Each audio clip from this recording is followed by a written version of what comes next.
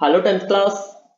आज का हम टॉपिक शुरू करें जिसका नाम है ट्रांसपोर्टेशन इन ह्यूमन बींग्स, जो रिलेटेड है आपका सर्कुलेटरी सिस्टम से। उससे पहले मैं चाहता हूं कि एक बार हम चैप्टर का ओवरव्यू लें कि हमने क्या क्या अब तक पढ़ा है, और इससे आपको ये भी पता चल जाएगा जिन्होंने पहले की वीडियोस नहीं देखी हैं कि क्या क्या कवर हो चुका है। एंड उन सभी वीडियोस का लिंक इस चैप्टर से रिलेटेड मैं डिस्क्रिप्शन में डाल दूंगा, so that you can go and revise it. सबसे पहले हमने लाइफ प्रोसेसेस के बारे में पढ़ा, किस तरह से लाइफ प्रोसेसेस हमारी बॉडी के अंदर मेंटेनेंस और रिपेयर का फंक्शन करती हैं, कौन कौन से लाइफ प्रोसेसेस हमारी बॉडी के अंदर होती हैं जिससे पता चलता है कि हम लिविंग है या नॉन लिविंग है। तो पहली लाइफ प्रोसेसेस हमने बात की थी न्यूट्रिशन की। न्यूट्रिशन के अंदर हमने सबसे पहले पढ़ा था ऑटोट्रोफिक न्यूट्रिशन, या जिसका नाम हम बोल सकते हैं फोटोसिंथेसिस। तो फोटोसिंथेसिस के बारे में हमने डिटेल में पढ़ा था। उसके बाद हमने एक्टिविटीज देखी थी कि स्टार्च की प्रेजेंस किस तरह से आपकी इंडिकेटेड होती है। फिर हमने स्टोमेटा का फंक्शन पढ़ा था। इसके बाद फिर हमने आगे बात की थी हेटरोट्रोफिक न्यूट्रिशन की, कि किस तरह से अलग अलग जो एनिमल्स हैं, बी इट यूनिसेलुलर और मल्टीसेलुलर, वो अपना न्यूट्रिशन ऑब्टेन करते हैं दूसरों से, दे आर हेटरोट्रॉफ्स। उसके बाद फिर हमने पढ़ा था न्यूट्रिशन इन ह्यूमन बींग्स। हमने डाइजेस्टिव सिस्टम की बात की थी, उसके अलग अलग पार्ट्स की बात की थी, और किस तरह से फूड का डाइजेशन होता है हमारी बॉडी के अंदर, और डाइजेशन होने के बाद किस तरह से उसका एब्जॉर्प्शन होता है विलाई के थ्रू, ये हमने बात की थी। फिर उसके बाद हमने नेक्स्ट टॉपिक शुरू किया था रेस्पिरेशन। रेस्पिरेशन के अंदर हमने बात की थी कि किस तरह से आपका O2 और CO2 का एक्सचेंज होता है बॉडी से और एटमॉस्फेयर के बीच में। फिर यहाँ पे हमने एक्टिविटीज देखी थी जिससे पता चला था कि हमारी जो एयर है जिसको हम एक्सेल करते हैं उसके अंदर ज्यादा अमाउंट में CO2 होती है। फिर हमने एरोबिक एनारोबिक रेस्पिरेशन की बात की थी कि किस तरह से आपका जो ग्लूकोज से पायरुवेट बनता है, और पायरुवेट से आगे जब हम एनर्जी डिराइव करते हैं तो क्या क्या बाई प्रोडक्ट्स वहां पे बनते हैं। तो फाइनल प्रोडक्ट्स हमने ये 3 पाथवेज के थ्रू पढ़े थे। इसके बाद हमने एटीपी की बात की थी कि एटीपी क्या होता है, क्या फंक्शन होता है इसका। फिर उसके बाद हमने आगे बात की थी ह्यूमन रेस्पिरेटरी सिस्टम की, कि किस तरह से हमारे रेस्पिरेटरी ऑर्गन्स हमारे लिए जो काम है आसान कर देते हैं, हमारी गैसेस का एक्सचेंज जो है वो एफिशिएंट कर देते हैं, एंड किस तरह से अल्वियोलाई आपकी एयर के एक्सचेंज या गैसियस एक्सचेंज कर पाती है, उसकी जो डिफ्यूजन कैपेसिटी है किस तरह से एनहांस होती है। प्लस हमने इंस्पिरेशन और एक्सपिरेशन का मैकेनिज्म पढ़ा था। फिर इसके बाद हमने स्मोकिंग के बारे में पढ़ा थोड़ा सा, और उसके बाद हमने क्वेश्चन किए थे। देन आज का जो टॉपिक हम शुरू कर रहे हैं topic 6.4, that is transportation, and इसका फर्स्ट पार्ट जो है वो आज हम कवर करेंगे, that is transportation in human beings. इसके बाद जो नेक्स्ट वीडियो है उसके अंदर हम बात करेंगे ट्रांसपोर्टेशन इन प्लांट्स। तो आज की वीडियो के अंदर सिर्फ हम ह्यूमन बींग्स की ट्रांसपोर्टेशन की बात करेंगे, या फिर यूं कहो कि हम आज सर्कुलेटरी सिस्टम के बारे में पढ़ेंगे। तो सर्कुलेटरी सिस्टम की अगर मैं बात करूं तो सर्कुलेटरी सिस्टम के 3 पार्ट्स होते हैं, एक ब्लड है, एक ब्लड वेसल है, और तीसरा हार्ट है। तो blood plus blood vessels plus heart, इन तीनों मिला के आपका बनता है सर्कुलेटरी सिस्टम। अब सर्कुलेटरी सिस्टम के अंदर जो फर्स्ट कंपोनेंट है हमारा ब्लड, उसको हम पढ़ते हैं। So line by line I am going through it. So we have seen in the previous sections that blood transports food, oxygen and waste materials in our bodies. तो ये हम बात कर चुके हैं डाइजेशन के अंदर भी, रेस्पिरेशन के अंदर भी, कि ब्लड के थ्रू ये सारा ट्रांसपोर्ट होता है एब्जॉर्प्शन के बाद या डिफ्यूजन के बाद। In class 9th we have learnt about blood being a fluid connective tissue। तो लास्ट ईयर जो हमने पढ़ा था अबाउट द कनेक्टिव टिश्यू के ऊपर जो चैप्टर था सेल्स एंड टिश्यूज, उसके अंदर हमने ब्लड एक फ्लूइड कनेक्टिव टिश्यू था, एक लिक्विड कनेक्टिव टिश्यू था। Blood consist of a fluid medium called plasma, और जो लिक्विड पार्ट होता है ब्लड में दो चीजें होती है, एक आपके सेल्स होता है, एक आपका फ्लूइड मीडियम होता है। फ्लूइड मीडियम को हम प्लाज्मा बोलते हैं, जिसके अंदर सेल्स सस्पेंडेड होते हैं। प्लाज्मा आपका फूड ट्रांसपोर्ट करता है, कार्बन डाइऑक्साइड और नाइट्रोजनस वेस्ट भी डिसॉल्व्ड फॉर्म में ट्रांसपोर्ट करता है। ऑक्सीजन आपके आरबीसी के थ्रू कैरी होती है, तो जो हमने कल पढ़ा था दैट इज आरबीसी के पास हीमोग्लोबिन होता है, जो आपका ऑक्सी हीमोग्लोबिन बना के 97% ऑक्सीजन डिलीवर करता है। Many other substances like salts are also transported by the blood. फिर उसके बाद ये ब्लड की बात हो गई, उसके फंक्शंस हो गए। फिर हम बात करते हैं हार्ट की। We thus need a pumping organ to push blood around the body. तो अब अगर पूरी बॉडी के अंदर आपका जो ब्लड है वो मूव करेगा, तो वहां पे एक पंपिंग ऑर्गन होना चाहिए जिसका नाम है हार्ट। अब किस तरह से मूव करेगा, क्योंकि हमारे अंदर एक क्लोज सर्कुलेटरी सिस्टम है, और क्लोज सर्कुलेटरी सिस्टम के अंदर आपका एक नेटवर्क ऑफ ट्यूब्स होगा जिसके थ्रू सभी सेल्स और टिश्यूज बॉडी के कॉन्टेक्ट में रहेंगे ब्लड से। तो इस सिस्टम को बोलते हैं circulatory system, and a system in place to ensure that this network can be repaired if damaged. तो ये जो लास्ट टाइम है ये आपकी बात करेगी, अगर किसी ब्लड वेसल में या किसी भी कैपिलरी में कट आ गया, वो रप्चर हो गई या डैमेज हो गई, तो किस तरह से वो रिपेयर होगी। तो ये आपका बात करता है प्लेटलेट्स के फंक्शन की, that is clotting system. Okay, किस तरह से आपका क्लोटिंग ब्लड की होती है। बात करते हैं, सबसे पहले हम ब्लड की बात कर चुके हैं, अब हम बात करते हैं हार्ट की। हार्ट है क्या, एक मस्कुलर ऑर्गन है जो हमारी फिस्ट के साइज का है। क्योंकि ऑक्सीजन और कार्बन डाइऑक्साइड दोनों ब्लड से ट्रांसपोर्ट होती हैं, तो नो डाउट कि यहाँ पे आपका दोनों जो चैम्बर्स हैं, ऑक्सीजनेटेड चैम्बर और नॉन ऑक्सीजनेटेड चैम्बर्स, वो दोनों सेपरेटेड होंगे एक दूसरे से, उन दोनों में मिक्सिंग ऑफ ब्लड नहीं होगी। So we have different chambers to prevent the oxygen rich blood from mixing with the blood containing carbon dioxide. अब ऐसा क्यों है? देखिए, आपके दो टाइप के ऑर्गेनिज्म होते हैं, एक वार्म ब्लडेड, एक कोल्ड ब्लडेड। ये आपने 9th क्लास में पढ़ा होगा। सो वार्म ब्लडेड को हम बोलते हैं homeotherms, HOMEOTHERMS, okay, homeotherms. Cold blooded animals को हम बोलते हैं पोइकिलोथर्म्स, POIKILOTHERMS, सो पोइकिलोथर्म्स। सो जो वार्म ब्लडेड एनिमल्स होते हैं वो अपना बॉडी टेम्परेचर रेगुलेट कर सकते हैं, उनका एक कांस्टेंट बॉडी टेम्परेचर रहता है। लेकिन जो कोल्ड ब्लडेड एनिमल्स होते हैं उनका बॉडी टेम्परेचर वेरी करता है एनवायरनमेंट के टेम्परेचर के साथ। एनवायरनमेंट का टेम्परेचर ज्यादा है तो उनका बॉडी टेम्परेचर अकॉर्डिंगली उतना ही हो जाएगा, कम है तो कम हो जाएगा। लेकिन हमारा for example human beings like, या फिर जो आपकी बात करते हैं मैमल्स की या बर्ड्स की, तो मैमल्स और बर्ड्स के अंदर आपका एक कांस्टेंट बॉडी टेम्परेचर रहता है, और अगर कांस्टेंट बॉडी टेम्परेचर रहेगा तो उसको मेंटेन करने में एनर्जी की रिक्वायरमेंट होगी। और वो एनर्जी कहां से आएगी? आपकी एरोबिक रेस्पिरेशन से, क्योंकि एरोबिक रेस्पिरेशन में कल हमने पढ़ा था कि एनारोबिक रेस्पिरेशन से काफी ज्यादा एनर्जी रिलीज होती है। सो एरोबिक रेस्पिरेशन के लिए हमें वहां पे O2 या ऑक्सीजन की सप्लाई एंश्योर करनी पड़ेगी, और ये आपके एंश्योर होगी जब आपके ऑक्सीजनेटेड और डीऑक्सीजनेटेड ब्लड आपके सेपरेट रहें, उनकी मिक्सिंग ना हो। इसीलिए जो हमारा ब्लड है या बर्ड्स और मैमल्स का जो आपका हार्ट है, ओके, तो ये आपका जो हार्ट है उसके 4 चैम्बर्स हैं, वो एंश्योर करते हैं कि आपके ब्लड की मिक्सिंग ना हो। So the carbon dioxide rich blood has to reach the lungs for the carbon dioxide to be removed, and the oxygenated blood from the lungs has to be brought back to the heart. This oxygen rich blood is then pumped to the rest of the body. तो ये आपका एक cardiac cycle या heart की cycle को ये 4 lines represent कर रही हैं। इसको मैं इस डायग्राम के थ्रू बताता हूं कि जो कार्बन डाइऑक्साइड रिच ब्लड है, मीन जो डीऑक्सीजनेटेड ब्लड है, वो आपका यहां से इस राइट वेंट्रिकल से आपका इधर जाएगा पल्मोनरी आर्टरी या पल्मोनरी कैपिलरीज तक या लंग्स तक। ओके, लंग्स के लिए हम वर्ड यूज करते हैं पल्मोनरी। तो लंग में जाके CO2 बाहर चली जाएगी, O2 अंदर आ जाएगी, और फिर ये जो आपकी ऑक्सीजन रिच ब्लड है ये आपका बॉडी के अंदर पंप होगा। तो ये आपकी जो 4 लाइंस है इसका मतलब ये था। सो अब हम स्टेप बाय स्टेप इसको देखते हैं कि किस तरह से जो हमारा हार्ट है वो फंक्शन करता है एंड क्या उसका स्ट्रक्चर है। तो अगर मैं फिगर 6.10 की बात करूं, which is a schematic sectional view of the human heart, तो यहाँ पे सबसे ऊपर आपका लेफ्ट एट्रियम है, फिर लेफ्ट वेंट्रिकल है, फिर यहाँ पे राइट एट्रियम है, यहाँ पे राइट वेंट्रिकल है। यहाँ पे जो दोनों वेंट्रिकल के बीच का ये जो रेड कलर का पोर्शन है इसको हम बोलते हैं septum, that is dividing wall. So दो वेंट्रिकल के बीच का है, so this is called as interventricular septum. Inter means between the 2 ventricles, so interventricular septum. यहाँ पे जो सेप्टम होगा दोनों एट्रिया के बीच में, मींस राइट एट्रियम और लेफ्ट एट्रियम के बीच में, उसको हम बोलेंगे इंटर एट्रियल सेप्टम।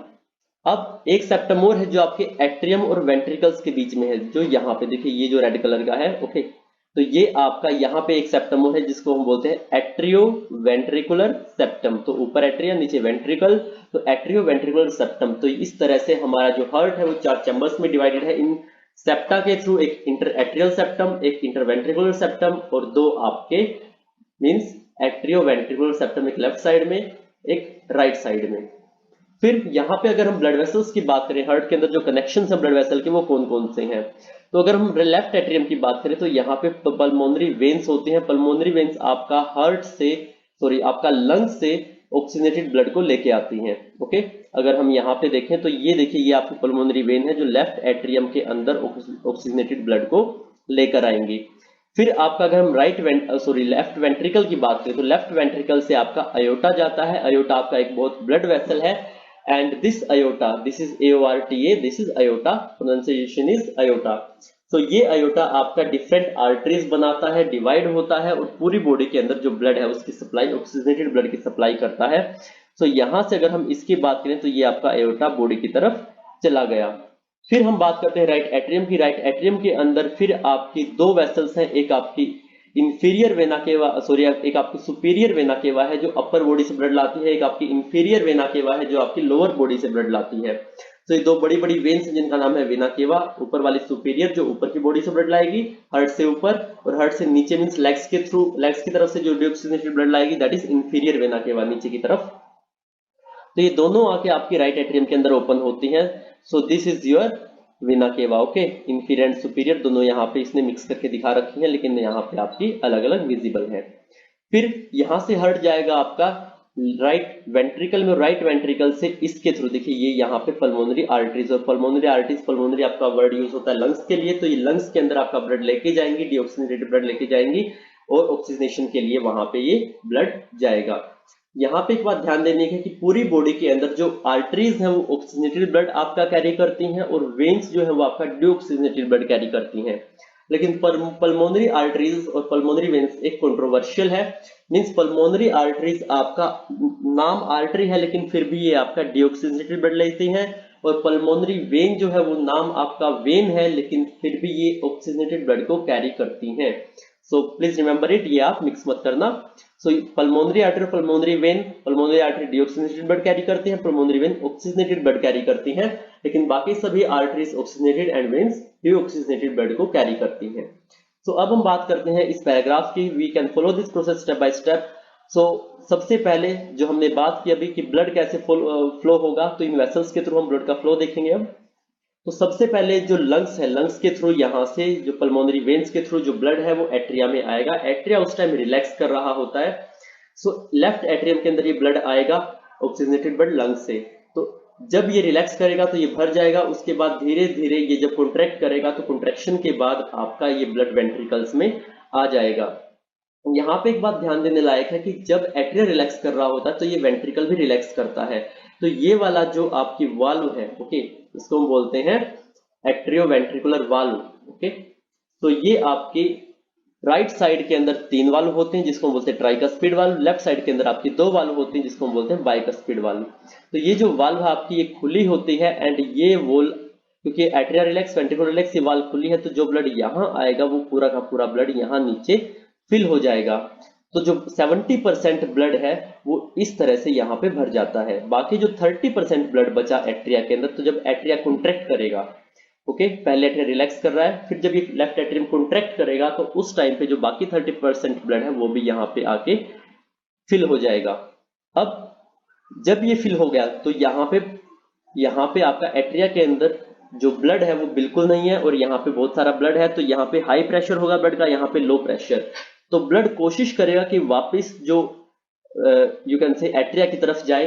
तो उस टाइम पे ये जो वाल्व है जिसको हमने बाइकस्पिड वाल्व या एट्रियोवेंट्रिकुलर वाल्व बोला था लेफ्ट साइड में, तो ये बंद हो जाएंगे सो दैट ब्लड आपका वापस पीछे ना जा सके। फिर उसके बाद लेफ्ट वेंट्रिकल जब रिलैक्स कर रहा था तो अब लेफ्ट वेंट्रिकल कॉन्ट्रैक्ट करेगा, और ये लेफ्ट वेंट्रिकल कॉन्ट्रैक्ट करेगा तो पूरी बॉडी के अंदर आयोटा के थ्रू ये ब्लड चला जाएगा। तो ये था हमारा ऑक्सीजनेटेड ब्लड का सर्कुलेशन। ओके, अब हम इसको यहां तक पढ़ लेते हैं। Oxygen rich blood from the lungs comes to the thin walled upper chamber of the heart on the left atrium। तो लेफ्ट एट्रियम के अंदर ब्लड आ गया लंग से। The left atrium relaxes when it is collecting the blood। ये relax कर रहा होता है, फिर उसके बाद ये कॉन्ट्रैक्ट करता है। while the next chamber the left ventricle relax। जब ये कॉन्ट्रैक्ट कर रहा होता है तब भी ये रिलैक्स कर रहा होता है, तो यहाँ पे सारा ब्लड आ जाता है। फिर उसके बाद क्या होगा, so that the blood is transferred to it। Left ventricle के अंदर ब्लड आ गया। When the muscular left ventricle contracts in turn, जब ये दोबारा कॉन्ट्रैक्ट करेगा so blood is pumped out to the body। तो ब्लड आयोटा के थ्रू बॉडी के अंदर चला जाएगा। तो ये थी हमारी ऑक्सीजनेटेड ब्लड का सर्कुलेशन। अब हम बात करते हैं डीऑक्सीजनेटेड ब्लड का सर्कुलेशन। तो पूरी बॉडी से जो इंफीरियर वेना केवा है लोअर बॉडी से और सुपीरियर वेना केवा है अपर बॉडी से, वो दोनों आपका डीऑक्सीजनेटेड ब्लड पूरी बॉडी से लाएंगी और राइट एट्रियम के अंदर इसको भर देंगी। राइट एट्रियम के टाइम पे जब ये रिलैक्स कर रहा होगा तब ब्लड इसके अंदर भरा होगा और ये वाल्व भी यहाँ पे खुली रहेगी, तो सीधा ब्लड आपका 70% यहाँ पे राइट वेंट्रिकल के अंदर डीऑक्सीजनेटेड ब्लड आ जाएगा। फिर जब एट्रिया रिलैक्स कर रहा होता है तो अब उसके बाद एट्रिया कॉन्ट्रैक्ट करेगा तो जो बाकी 30% ब्लड बचा है इसमें वो भी यहाँ पे नीचे आ जाएगा। फिर यहाँ पे हाई प्रेशर ब्लड का, यहाँ पे ब्लड है नहीं तो ब्लड वापस जाने की कोशिश करेगा तो ऊपर जाएगा। तो ये वाल्व जो जिसको हमने ट्राइकस्पिड वाल्व बोला है या राइट साइड की एट्रियोवेंट्रिकुलर वाल्व, ये बंद हो जाएंगी और बंद होंगी तो उसके बाद ये राइट वेंट्रिकल आपका कॉन्ट्रैक्ट करेगा और कॉन्ट्रैक्ट करने के बाद पूरा का पूरा ब्लड पल्मोनरी आर्टरीज के थ्रू लंग्स के पास चला जाएगा ऑक्सीजनेशन होने के लिए। सो अब हम इसकी बात करते हैं डीऑक्सीजनेटेड ब्लड की यहाँ पे। So deoxygenated blood comes from the body to the upper chamber on the right atrium as it relaxes. उसके बाद ये कॉन्ट्रैक्ट करेगा As the right atrium contracts, the corresponding lower chamber, the right ventricle dilates. तो यहाँ पे सारा blood आ जाएगा. This transfers blood to the right ventricle, which in turn pumps it to the lungs for oxygenation. तो उसके बाद ये oxygenation के लिए इस ब्लड को यहाँ से पंप कर देगा और हार्ट के पास ही ब्लड चला जाएगा जब राइट वेंट्रिकल कॉन्ट्रैक्ट करेगा. सिंस अब देखिए मेन चीज क्या है, अगर आप डायग्राम में देखो तो एट्रिया की जो वाल्व है वो बहुत थिन है, लेकिन वेंट्रिकल की जो वाल्व है वो थिक है. एंड कंपैरेटिवली आपकी लेफ्ट वेंट्रिकल की वॉल ज्यादा थिक है as compare to right ventricle. तो राइट वेंट्रिकल की वॉल थोड़ी सी थिन है as compare to left ventricle. तो ये चीज क्या इंडिकेट करती है, क्योंकि यहाँ पे राइट वेंट्रिकल से पूरी बॉडी में ब्लड लेके जाना होता है और लेफ्ट वेंट्रिकल से पूरी बॉडी में ब्लड जाएगा और राइट वेंट्रिकल से सिर्फ लंग्स में ब्लड जाएगा. तो नो डाउट जितना ज्यादा डिस्टेंस होगा उतना ज्यादा प्रेशर हमें चाहिए होगा. तो इसीलिए जो वेंट्रिकल्स की वॉल है वो ज्यादा थिक होती है एंड एट्रिया की वॉल कंपैरेटिवली थिन होती है, क्योंकि उनको सिर्फ वेंट्रिकल्स के अंदर आपका ब्लड पास करना होता है, जबकि वेंट्रिकल्स को पूरी बॉडी के अंदर पास करना होता है. That's why their muscular walls are thick. So since ventricles have to pump blood into various organs, they have thick muscular walls than the atria do. And साथ में valve होती हैं, so walls ensure that the blood does not flow backwards when the atria or ventricles contract. तो यहाँ पे जो valve है, okay देखिए यहाँ भी valve है और यहाँ भी प्लस साथ में जब वेंट्रिकल कॉन्ट्रैक्ट करेगा तो जब अयोटा में ब्लड जाएगा, ओके तो यहाँ भी वाल्व है और जब पल्मोनरी आर्टरी के अंदर जाएगा तो यहाँ भी वाल्व है. तो वाल्व इंश्योर करते हैं कि ब्लड जब पीछे प्रेशर कम होगा तो वापस पीछे न आए. तो वाल्व आप इमेजिन कर सकते हो जो सिर्फ एक साइड ओपन होती है और जब दूसरी साइड से कुछ आएगा तो वो बंद रहेगी. और यू कैन इमेजिन कि जो डोर आपका सिंगल साइड खुलता है, कोई ऐसा डोर जो सिंगल साइड खुलता है लेकिन दूसरी तरफ से आओगे तो वो डोर आपका बंद हो जाएगा. So this is compare to a valve. फिर हम बात करते हैं oxygen enters the blood in the lungs, कि जब ये पूरा का पूरा यहाँ से पल्मोनरी आर्टरीज के थ्रू जो ब्लड है वो लंग्स के पास आ गया तो क्या होगा. अब यहाँ पे दो चीजें हैं. देखिए एक है हमारा बर्ड्स और मैमल्स का हार्ट जिसके अंदर 4 अलग अलग चैम्बर्स हैं. एक है हमारा यू कैन से एम्फीबियंस और रेप्टाइल्स का जो हार्ट है जिसके अंदर 3 चैम्बर हार्ट है और वहां पे वेंट्रिकल एक होता है, atria 2, 3 chamber heart, 2 atria and 1 ventricle. तो वेंट्रिकल के अंदर थोड़ी बहुत मिक्सिंग ब्लड की हो जाती है. जबकि जो फिशेस हैं जिनके पास सिर्फ 2 चैम्बर है हार्ट्स के, उसके अंदर कंप्लीट आपकी मिक्सिंग होती है और जो यू कैन से हार्ट के पास ब्लड है वो सिर्फ एक साइकिल में एक ही बार आता है. इसको हम कैसे पढ़ें, देखिए यहाँ पे मैंने आपका एक डायग्राम इंसर्ट किया है. तो मैं इसको जूम करता हूं थोड़ा. या here it is. So this is single and double circulation. तो ये आपका अगर मैं फिशेस की बात करूं तो फिशेस के अंदर आपका 2 चैम्बर्ड हार्ट है, एक एट्रिया है, एक वेंट्रिकल है. तो यहां से आपका जब ब्लड जाता है हार्ट से तो हार्ट के बाद जो ब्लड है वो सीधा आपका गिल्स के पास जाएगा. गिल्स के अंदर उस ब्लड की ऑक्सीजनेशन होगी तो वापस ये हार्ट के पास ना आके बॉडी के अंदर चला जाएगा एंड फिर बॉडी से डीऑक्सीजनेटेड ब्लड कैरी करके वापस ये यहाँ पे हार्ट के अंदर आएगा. तो हार्ट के अंदर ऑक्सीजनेटेड ब्लड कभी नहीं जाता वापस, सिर्फ और सिर्फ डीऑक्सीजनेटेड ब्लड जाता है जो गिल्स की तरफ पंप हो जाता है. तो पूरी बॉडी अगर मैं यहाँ से बात करूं, फॉर एग्जाम्पल ये बॉडी टिश्यूज हैं, ये आपके गिल्स हैं. तो बॉडी टिश्यूज से अगर मैं साइकिल बनाऊं तो पूरी बॉडी टिश्यूज के एक सर्कुलेशन तक यहां से शुरू के यहीं पे जब ब्लड वापस आ जाता है तो हार्ट के थ्रू सिर्फ एक बार ब्लड पास होता है. We call this as single circulation. Okay, single circulation. लेकिन अगर मैं बात करूं हमारी मींस बर्ड्स और मैमल्स की जिसके अंदर अलग अलग सेपरेशन होती है ऑक्सीजनेटेड और डीऑक्सीजनेटेड ब्लड की, तो हार्ट के पास से पल्मोनरी आर्टरीज के थ्रू लंग्स के पास जाएगा, लंग्स के पास डीऑक्सीजनेशन होगी, वापस फिर हार्ट के पास आएगा ताकि ज्यादा से ज्यादा ऑक्सीजन हम बॉडी को अवेलेबल करवा सके, क्योंकि हमारी एनर्जी नीड्स ज्यादा है, हम वार्म ब्लडेड एनिमल्स हैं. तो इसीलिए दोबारा पंप होने के लिए ब्लड हार्ट के पास आता है. तो हार्ट फिर दोबारा ऑक्सीजनेटेड ब्लड को पंप करेगा एंड फिर ये बॉडी के पास जाएगा और फिर वहां से कलेक्ट होकर फिर ब्लड हार्ट के पास और फिर लंग्स के थ्रू आपका फिर ऑक्सीजनेशन के बाद बॉडी के पास.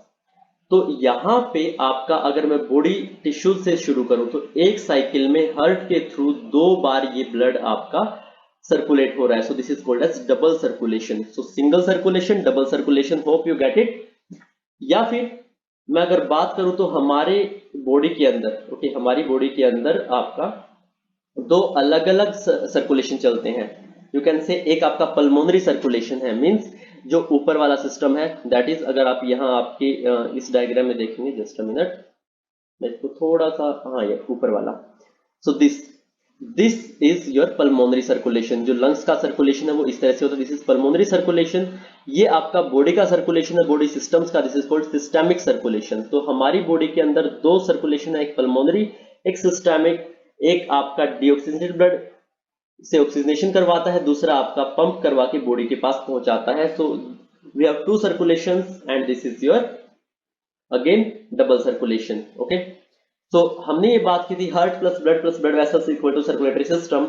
एंड मेम्ब्रेन सर्कुलेशन प्लान के अंदर देखिए यहाँ पे ये हार्ट है, हार्ट से लंग्स में गया, फिर वापस हार्ट में आया, फिर बॉडी, वापस हार्ट, फिर लंग्स। तो this is pulmonary circulation, this is systemic circulation. As blood passes through heart twice, this is also known as double circulation. So अब हम ये पढ़ते हैं, होप आपको समझ आ गया होगा। सो लाइन बाय लाइन मैं इसको पढ़ रहा हूँ। Oxygen enters the blood in the lungs, the separation of the right side and the left side of the heart is useful to keep oxygenated and deoxygenated blood from mixing. Such separation allows a highly efficient supply of oxygen to the body.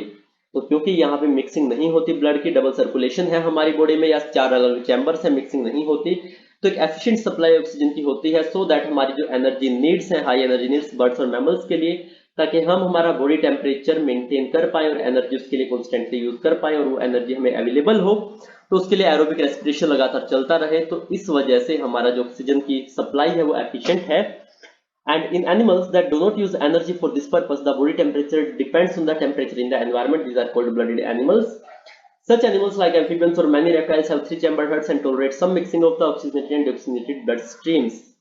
जबकि fishes की हमने बात की single circulation, they on the other hand have only two chambers to their hearts and the blood is pumped to the gills and is oxygenated directly and passes directly to the rest of the body.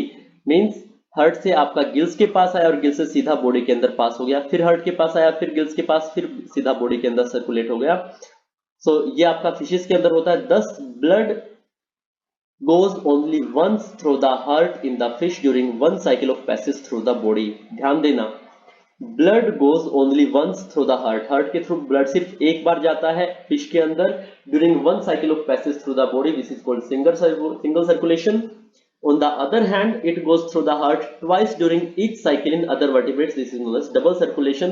तो हमारी body के अंदर आपका heart के through जो blood है वो, अगर एक साइकिल की बात करें, एक पैसेज साइकिल की बात करें, तो वो दो बार हार्ट के थ्रू जाता है। This is called double circulation.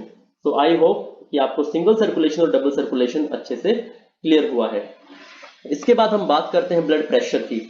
तो ब्लड प्रेशर क्या होता है कि जो भी प्रेशर आपका, या जो भी फोर्स या प्रेशर आपका ब्लड एक्सर्ट करता है किसी भी ब्लड वेसल की वॉल के against, this is called blood pressure.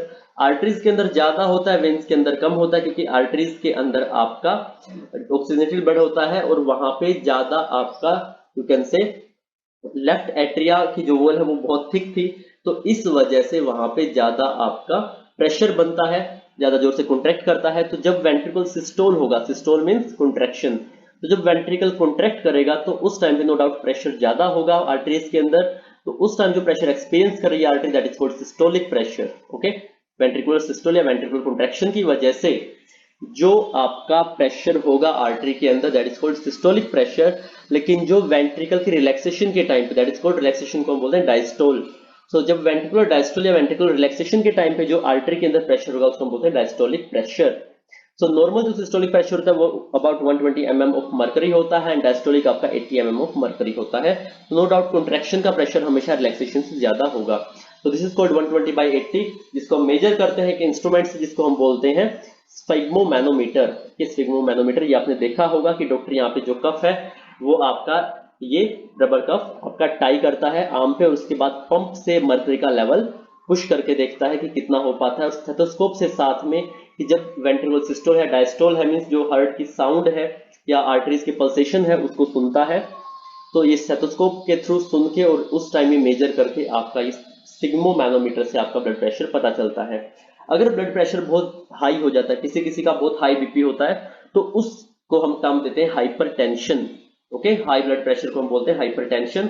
And ये क्यों होता है कि जब आपके आर्टरीज कॉन्स्ट्रिक्ट कर जाते हैं या आर्टरीज की कॉन्स्ट्रिक्शन हो जाती है, मींस फॉर एग्जाम्पल आपके पास एक पानी का पाइप है, उसमें से आप पानी चला रहे हो, अगर आपने वो पाइप स्क्वीज किया, अगर आपने पाइप स्क्वीज किया तो नो डाउट उस पानी का प्रेशर ज्यादा होगा। जो कल हमने बात की थी कि pressure is inversely related to volume. अगर वॉल्यूम कम रहेगी तो प्रेशर ज्यादा होगा, अगर प्रेशर कम है तो ऑब्वियसली वॉल्यूम ज्यादा होगी। तो जो हाई ब्लड प्रेशर है वो किस वजह से होगा, वो आपका होगा कंस्ट्रिक्शन ऑफ आर्टरियोल्स। मींस अगर आपकी आर्टरीज और आर्टरियोल्स कंस्ट्रिक्ट कर जाएंगे तो वॉल्यूम आपकी कम हो जाएगी, जिस वजह से प्रेशर बढ़ जाएगा एंड वहां पे जो ब्लड फ्लो है उसको रेजिस्टेंस मिलेगी।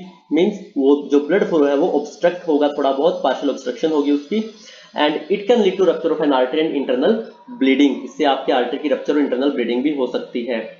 फिर जो हमारा थर्ड कंपोनेंट है, हम ब्लड की बात कर चुके हैं, हम हार्ट की बात कर चुके हैं, तो जो तीसरा पार्ट है हमारा that is the tubes, blood vessels की हम सर्कुलेटरी सिस्टम के अंदर बात करते हैं।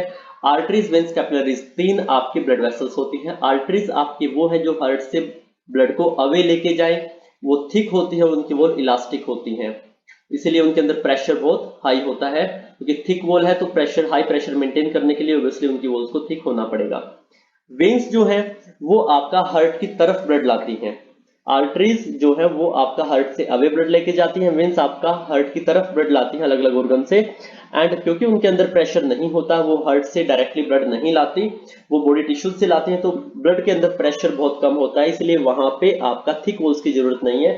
तो वेन्स के अंदर आपका जो वॉल है वो थिन ही सफिशिएंट है। तो जब आप ब्लड सैंपल देते हो, ओके, जब या फिर जब आपको इंजेक्शन लगता है वेन में, तो वहां पे बहुत थिन वॉल होती है जो आसानी से रप्चर हो जाती है। सो वेन्स के अंदर थिन वॉल होती है, लेकिन साथ में वेन्स के अंदर वॉल्स होती हैं जो इंश्योर करती हैं कि ब्लड सिर्फ एक, तो वॉल्स इंश्योर करती हैं कि जो ब्लड है वो एक ही डायरेक्शन में फ्लो हो। तो क्योंकि वहां पे वेन्स के अंदर प्रेशर होता नहीं है तो बैक फ्लो ऑफ ब्लड हो सकता है, इस वजह से यहाँ पे वॉल्स भी दी गई हैं। प्लस कि हर एक आर्टरी और वेन हर एक सेल के कॉन्टेक्ट में नहीं आ सकती, तो इसीलिए बहुत छोटी छोटी, बहुत स्मॉलेस्ट जो वेसल्स हैं उनको बोलते हैं कैपिलरीज, जो वन सेल थिक है और हर इंडिविजुअल सेल के साथ वो ब्लड को कॉन्टेक्ट में लेके आती हैं, एंड इन कैपिलरीज के थ्रू एक्सचेंज ऑफ मटेरियल होता है। फिर कैपिलरीज दोबारा ज्वाइन करती हैं, वेन्स बनाती हैं, और फिर जो आपका ऑर्गन है, ओके, या टिश्यू है, उससे ब्लड वापस चला जाता है। तो यहाँ पे अगर मैं आपको एक डायग्राम बताऊं, तो फॉर एग्जांपल कि आपका हार्ट से आयोटा आया, आयोटा से आर्टरीज बनी, आर्टरीज से आपकी आर्ट्रियोल्स बने, और आर्ट्रियोल से आपकी बहुत फाइन ब्रांचिंग, फिर आपकी कैपिलरीज बनी, कैपिलरीज वापस ज्वाइन होती हैं, फिर उनसे वेन्यूल्स बनते हैं, VENULES, वेन्यूल्स, वापस वेन्यूल्स ज्वाइन करके वेन बनाते हैं, वेन आपकी फिर बहुत सारी जुड़ के आपकी वेना केवा बनाते हैं, सुपीरियर इंफीरियर, और वापस वो हार्ट के अंदर चला जाता है। इस तरह से पूरा जो नेटवर्क है आपका ब्लड वेसल्स का, ट्यूब्स का, वो आपका चलता है। फिर लास्ट टॉपिक जो हम कर रहे हैं that is maintenance by platelets, कि किस तरह से प्लेटलेट्स जो है वो जो आपका डैमेज है उसको रोकते हैं सर्कुलेटरी सिस्टम के। अगर फॉर एग्जांपल ये जो ट्यूब्स है, ये जो वेसल्स है, ये कहीं से आपकी लीक हो गई, ओके, या फिर कहीं से थोड़ा बहुत डैमेज हो गया, तो यहाँ पे क्या करेंगी, प्लेटलेट्स आएंगी, उस लीकेज को प्रिवेंट करेंगी, और अगर यहाँ पे लीकेज कंटिन्यू रही तो यहाँ पे आपका जो प्रेशर है वो यहाँ से निकलता रहेगा, and it will lead to a loss of pressure which would reduce the efficiency of the pumping system. तो इस एफिशिएंसी को मेंटेन करने के लिए, इस डैमेज को रोकने के लिए, लीकेज को प्रिवेंट करने के लिए ब्लड के पास प्लेटलेट सेल्स होते हैं जो इन लीक्स को प्लग कर देते हैं और ब्लड क्लोटिंग में हेल्प करते हैं। तो जब भी आपको चोट लगती है तो आपका ब्लड थोड़ी देर के बाद अपने आप रुक जाता है, this is due to the platelets which help in blood clotting. तो लास्ट जो हमारा कंपोनेंट है आज के टॉपिक का, दिस इज लिम्फ। लिम्फ क्या होता है, लिम्फ को टिश्यू फ्लूइड भी बोलते हैं। तो देखिए क्या होता है कि जब आपकी कैपिलरीज, जो हमने बात की थी वन साइड थिक कैपिलरीज आपकी होती हैं, तो उनके जो पोर्स हैं, उन पोर्स के थ्रू कुछ अमाउंट ऑफ प्लाज्मा, प्रोटीन्स और ब्लड सेल्स एस्केप कर जाते हैं इंटरसेलुलर स्पेसिस के अंदर, टिश्यूज में, ओके। तो जो टिश्यूज के पास इंटरसेलुलर स्पेसिस है उसके अंदर प्लाज्मा, प्रोटीन और ब्लड सेल्स एस्केप कर जाते हैं, और वहां पे क्या होता है कि यहाँ पे आरबीसीज नहीं होते, ओके, डब्ल्यूबीसीज होते हैं, बट आरबीसीज यहाँ पे एस्केप नहीं करते, इसीलिए ये जो फ्लूइड है वो कलरलेस होता है, या यू कहो कि आपका स्ट्रो कलर्ड फ्लूइड होता है, and it contains less protein, क्योंकि कुछ आपके स्मॉलर प्रोटीन मॉलिक्यूल्स ही आ पाएंगे उन पोर्स के थ्रू, ज्यादा बड़े मॉलिक्यूल्स नहीं आ पाएंगे। तो अल्टीमेटली लिम्फ की कंपोजिशन क्या है, कैपिलरीज के जो पोर्स है उनके थ्रू प्लाज्मा, प्रोटीन्स और ब्लड सेल्स एस्केप करते हैं और इंटरसेलुलर स्पेसिस के अंदर इकट्ठा हो जाते हैं, जिसको हम बोलते हैं टिश्यू फ्लूइड या लिम्फ। ये कलरलेस है और इसके अंदर as compare to plasma less protein होता है। तो लिम्फ आगे क्या होगा कि जो इंटरसेलुलर स्पेसिस है वहां पे लिम्फ प्रेजेंट होता है, पूरा का पूरा एक्सचेंज मटेरियल इसके थ्रू जाता है सेल्स के अंदर, मींस कैपिलरीज से यहाँ इंटरसेलुलर स्पेसिस के अंदर लिम्फ में आएगा और लिम्फ से फिर आपका सेल्स के अंदर जाएगा। तो lymph acts as a middle man between the blood and cells. So lymph यहाँ पे वापस आपका इंटरसेल स्पेसिस के अंदर जो लिम्फ प्रेजेंट है वो वापस ड्रेन होगा लिम्फेटिक कैपिलरीज में, इनके अलग से कैपिलरीज होती है, तो लिम्फेटिक कैपिलरीज में जाएगा, फिर इंटरसेलुलर स्पेसिस आपका ये और वहां पे आता जाएगा। यू कैन से एक सर्कुलेशन बनता रहता है कैपिलरीज से, यहाँ पे आएगा इंटरसेलुलर स्पेसिस में, और यहाँ से आपका लिम्फेटिक कैपिलरीज के थ्रू आपका लार्जर वेन्स के अंदर चला जाएगा। तो यहाँ पे पूरा का पूरा लिम्फ वेसल या लिम्फ सर्कुलेशन सिस्टम भी अलग से हमारी बॉडी में प्रेजेंट है। इंटरसेलुलर स्पेसिस से लिम्फ जाएगा कैपिलरीज में, लिम्फेटिक कैपिलरीज से जाएगा लार्ज लिम्फ वेसल्स में, और वो फाइनली लार्ज वेन्स के अंदर ड्रेन हो जाएगा।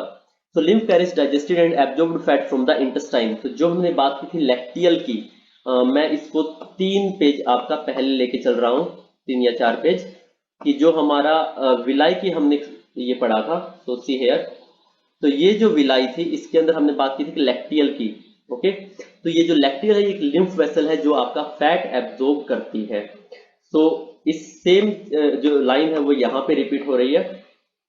ओके, जस्ट अ मिनट, या here it is. So lymph carries digested and absorbed fat from intestine, जो लैक्टियल वेसल हम जिसको बोलते हैं विलाई के अंदर, and it drains access fluid from extra cellular space back into the blood. तो intercellular space से जो फ्लूइड है, जो एक्सेस फ्लूइड है, वो वापस वेन्स के अंदर ये इस तरह से सर्कुलेट होता रहता है। सो आज हमने बात की सर्कुलेटरी सिस्टम की और इसकी क्या क्या कंपोनेंट्स हैं, ब्लड के बारे में बात की, देन हमने प्लेटलेट्स के बारे में बात की, लिम्फ के बारे में बात की, हमने हार्ट के बारे में बात की, उसका स्ट्रक्चर, डबल सर्कुलेशन क्या होता है, सिंगल सर्कुलेशन डबल सर्कुलेशन में क्या डिफरेंस है। सो ये सब हमारा टॉपिक कवर करता है circulatory system in human beings या transportation in human beings. So that's all for today. And अगर आपको कोई चीज समझ में ना आई हो, so please post it in the comments, I will be definitely answering it. And till then, bye, take care, please do like, subscribe and share the videos, and please revise again and again. दोबारा मैं आपका revision पे इसलिए focus करता हूं क्योंकि बिना revision के आपका एक चीज आपको ज्यादा टाइम तक याद नहीं रहेगी। तो बार बार अपनी बुक से, वीडियोज से रिवाइज करते रहिए, एंड जितनी भी चीजें मैंने हाईलाइट की हैं प्लीज उस चीज को आप अपनी बुक में हाईलाइट कीजिए। So thank you, bye, take care, and I will meet you in the next video.